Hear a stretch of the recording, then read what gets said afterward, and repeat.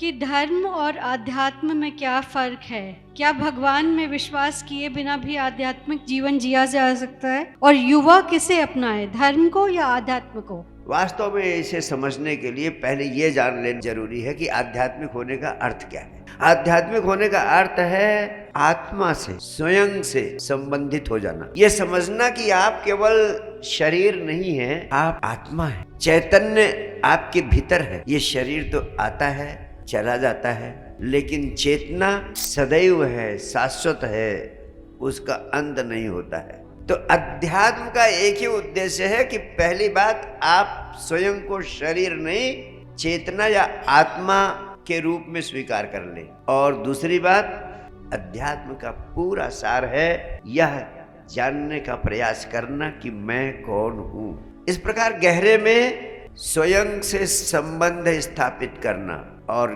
गहरे में दूसरों से संबंध स्थापित करना, स्वयं की आत्मा से संबंध स्थापित करना, दूसरों की आत्मा के संबंध में जानना और इस प्रकृति की अस्तित्व की अंतरतम से पहचान, उससे संबंध जोड़ना, यह अध्यात्म का विषय है। और इस काम को करने में कहाँ भगवान की जरूरत आ रही? यानी आध्यात्मिक होने में भगवान में विश्वास रखने की कोई जरूरत नहीं। यह तो सिर्फ स्वयं को जानने का प्रयास है। एक आध्यात्मिक व्यक्ति स्वयं को जानने के लिए आत्मचिंतन करता है, ध्यान का अभ्यास करता है, मनन करता है। इन प्रक्रियाओं के माध्यम से स्वयं के अंतस में, आत्मा में प्रवेश करने का प्रयास करता है। तो इस प्रक्रिया में जब आप स्वयं की आत्मा के तल पर जीने, आत्मा के तल का स्वाद पाने, आत्मा के तल पर होने का जो प्रयास करते हैं, उसमें ईश्वर को मानने की कोई जरूरत नहीं है। और दूसरी बात, अब आपका ये भी जान लेना जरूरी है। आपने जाना कि आध्यात्मिक होने का अर्थ क्या है। अब आपको ये भी जान लेना जरूरी है भगवान में विश्वास करने का अर्थ क्या है।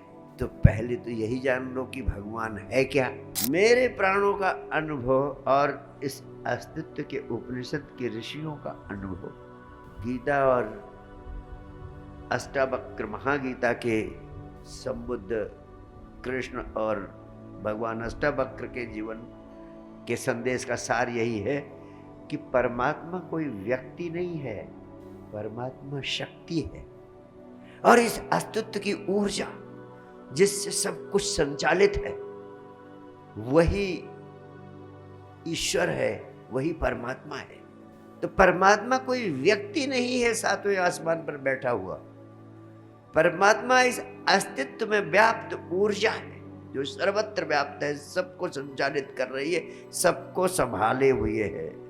और वास्तव में वही आपके भीतर सूक्ष्म प्रकाश के रूप में विराजमान है, वही ऊर्जा।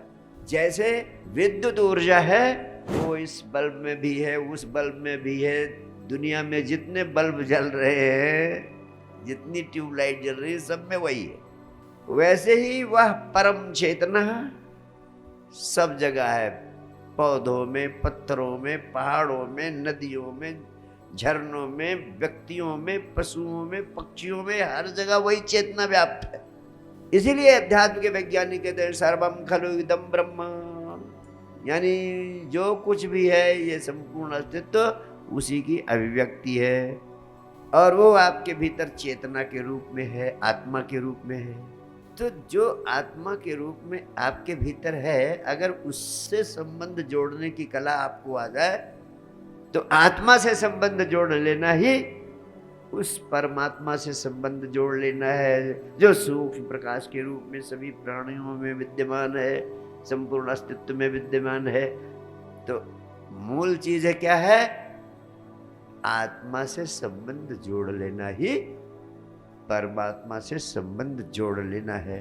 तो परमात्मा को भूल जाओ, आत्मा से संबंध जोड़ने की दिशा में जो आत्मा से संबंध जोड़ने का विज्ञान है, उसको मैंने साक्षी साधना के रूप में आपको उपलब्ध कराया है। साक्षी साधना के 5 नियमों का प्रयोग करें, उसमें भी भगवान को कहीं मानने की जरूरत नहीं है। भगवान परिणाम में मिलता है। जैसे मैंने कहा, आप बगीचे की जमीन तैयार करेंगे, उसमें खाद पानी डालेंगे, उसमें बीज डाल देंगे, तो परिणाम में क्या मिलेगा? फूल। फूल जो है परिणाम है। आपको फूल फूल करने की कोई जरूरत नहीं है, फूल में विश्वास करने की कोई जरूरत नहीं है। आप जमीन तैयार करो, बीज डालो। वैसे ही अपने जीवन में सम्यक आहार, सम्यक व्यायाम, सम्यक विश्राम, इनको समझ लो, इनका अभ्यास करो। जमीन तैयार हो गई, और जब जमीन तैयार हो गई तो ध्यान का बीज डालो। ध्यान का बीज डालने का उपाय मैंने क्या बताया? साक्षी साधना का विज्ञान, उसके 5 नियम, उन 5 नियमों का अभ्यास करो। खेल खेल में परमात्मा सध जाएगा। ईश्वर में विश्वास करने की आवश्यकता नहीं है, लेकिन परिणाम में जो मिलता है वह है परम आनंद के रूप में, कभी भंग न होने वाले आनंद के रूप में साक्षात परमात्मा ही उपलब्ध होता है।